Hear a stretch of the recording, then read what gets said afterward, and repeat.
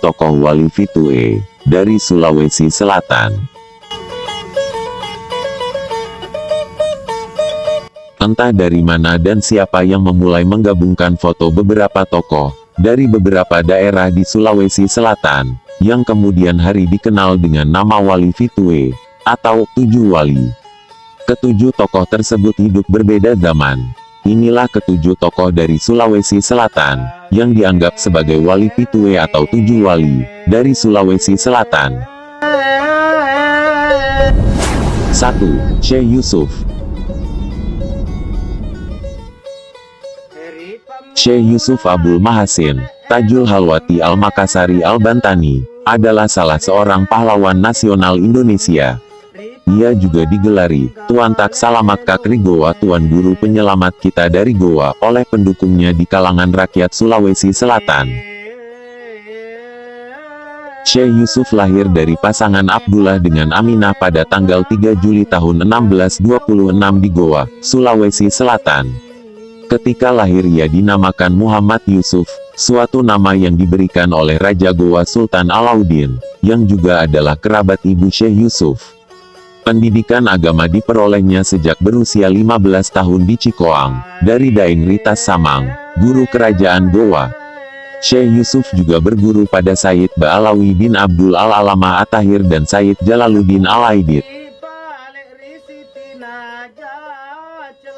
Selepas dari Cikoang, Syekh Yusuf menikah dengan putri Sultan Goa, lalu pada usia 18 tahun, Syekh Yusuf pergi ke Banten dan Aceh. Di Banten ia bersahabat dengan Sultan Ageng Tirtayasa, yang kelak menjadikannya mufti Kesultanan Banten. Di Aceh, Syekh Yusuf berguru pada Syekh Nuruddin Ar-Raniri dan mendalami tarekat Qadiriyah. Pada tahun 1644, Syekh Yusuf tinggal di Mekah untuk beberapa lama, dan belajar kepada ulama terkemuka di Mekah dan Madinah. Syekh Yusuf juga sempat berguru pada Syekh Abdullah Muhammad bin Abdul Al-Baki di Yaman, dan Syekh Abu Al-Barakat Ayub bin Ahmad bin Ayub Al-Halwati Al-Quraisy di Damaskus. Syekh Yusuf mempelajari Islam sekitar 20 tahun di Timur Tengah. Di masa kerajaan Goa mengalami kalah perang terhadap Belanda pada tahun 1667, Syekh Yusuf pindah ke Banten dan diangkat menjadi mufti di sana. Di masa ini, kerajaan Banten menjadi pusat pendidikan agama Islam. Syekh Yusuf memiliki murid dari berbagai daerah, termasuk 400 orang asal Makassar, yang dipimpin oleh Ali Karaeng Bisai. Di masa Kesultanan Banten dikalahkan Belanda pada tahun 1682, Syekh Yusuf ditangkap, dan diasingkan ke Sri Lanka pada bulan September tahun 1684. Di Sri Lanka, Syekh Yusuf tetap aktif menyebarkan agama Islam, sehingga memiliki ratusan murid yang umumnya berasal dari India Selatan. Salah satu ulama besar India, Syekh Ibrahim Ibnu Mian, juga pernah berguru pada Syekh Yusuf.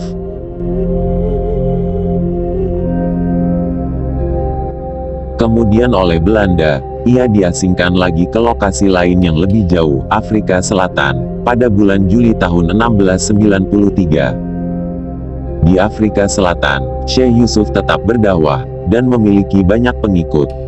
Syekh Yusuf meninggal di Cape Town, Afrika Selatan, pada tanggal 23 Mei tahun 1699 dan dimakamkan di sana. Jenazah Syekh Yusuf kemudian dipindahkan ke Goa atas permintaan Raja Goa Sultan Abdul Jalil tahun 1677–1709, dan dimakamkan kembali di Lakiung, pada April tahun 1705. Wallahu a'lam bishawab.